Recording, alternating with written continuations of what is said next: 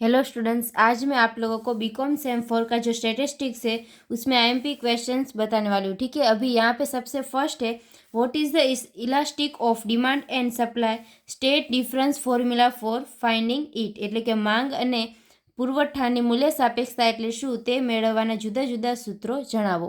उसके बाद यहाँ पे सेकंड है एक्सप्लेन करना है ये तीनों।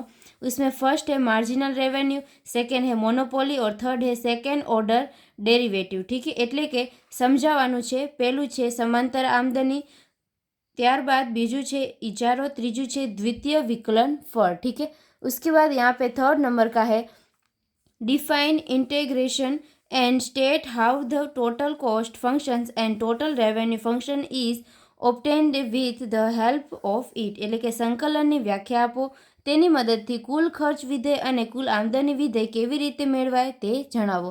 उसके बाद यहाँ पे फोर्थ नंबर का है state different from the equation of strength line prove any one of them, એટલે કે સુરેખના સમીકરણના જુદા જુદા સ્વરૂપો જણાવી ગમે તે એક સ્વરૂપ સાબિત કરો। उसके बाद यहाँ पे फिफ्थ है define arithmetic progression and geometric progression, give the formula to find nth term and to find sum of first N terms for each this series. ठीक है, એટલે કે સમાંતર શ્રેણી અને ગુણોત્તર શ્રેણીની વ્યાખ્યા આપી સમાંતર તેમનું એનમું પદ અને એન પદોનો સરવાળો મેળવવાનું सूत्र લખો। ठीक है, उसके बाद यहाँ पे 6 नंबर का है एक्सप्लेन करना है। उसमें फर्स्ट है second order derivative with proper illustration, એટલે કે સમજાવવાનું છે।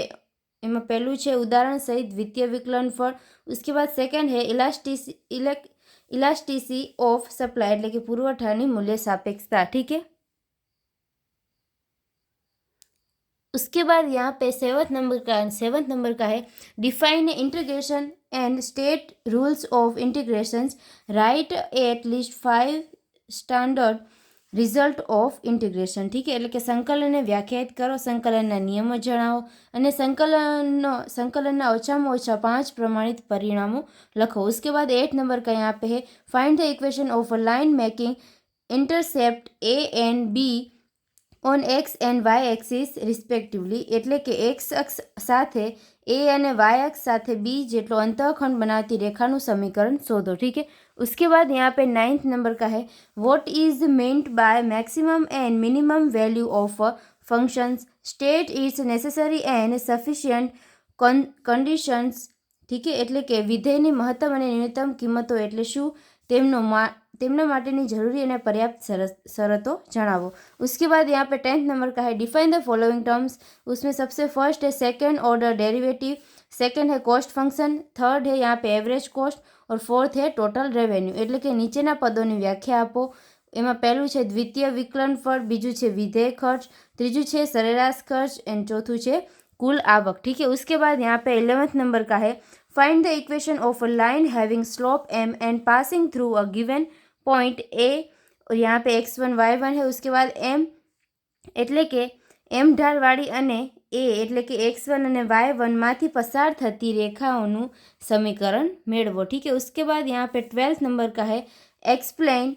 उसमें फर्स्ट है टोटल रेवेन्यू, सेकंड है मार्जिनल कॉस्ट और थर्ड है इलास्टिसिटी ऑफ डिमांड, એટલે કે સમજાવવાનું છે। પહેલું છે કુલ આમદની, उसके बाद सेकंड है यहाँ पे सीमांत खर्च, ત્રીજું છે માંગની મૂલ્ય સાપેક્ષતા। ठीक है, उसके बाद यहाँ पे 13 नंबर का है define integration and state it's standard form, એટલે કે સંકલનની વ્યાખ્યા આપી તેના પ્રમાણિત સ્વરૂપો જણાવો। ठीक है, उसके बाद यहाँ पे 14 नंबर का है state general form of the equation of a line and hence state formula for finding slope and intercept of both axis, એટલે કે સુરેખાના સમીકરણનું વ્યાપક સ્વરૂપ લખો, તેના પરથી ઢાળ અને તેમના બંને અક્ષો પરના અંતઃખંડ મેળવવાનું સૂત્ર જણાવો। उसके बाद 15 नंबर का है एक्सप्लेन विथ इलिस्ट्रेशन। उसमें फर्स्ट है अर्थमेटिक प्रोग्रेशन, सेकंड है जियोमेट्रिक प्रोग्रेशन और थर्ड है यहाँ पे अर्थमेटिक मीन। ठीक है, એટલે કે ઉદાહરણ સહિત સમજાવવાનું છે। उसमें फर्स्ट है समांतर श्रेणी, सेकंड है गुणोत्तर श्रेणी और थर्ड है यहाँ पे समांतर मध्यक। ठीक है, उसके बाद 60 नंबर का है prove the relation between marginal revenue, average revenue and elasticity of demand, એટલે કે सीमांत आवक, सरेराश आवक और मांगनी मूल्य सापेक्षता वच्चेनो संबंध साबित करो। ठीक है। उसके बाद यहाँ पे 70 नंबर का है व्हाट इज द डेफिनेशन, यानी कि डिफाइन करना है। ठीक है, इंटीग्रेशन।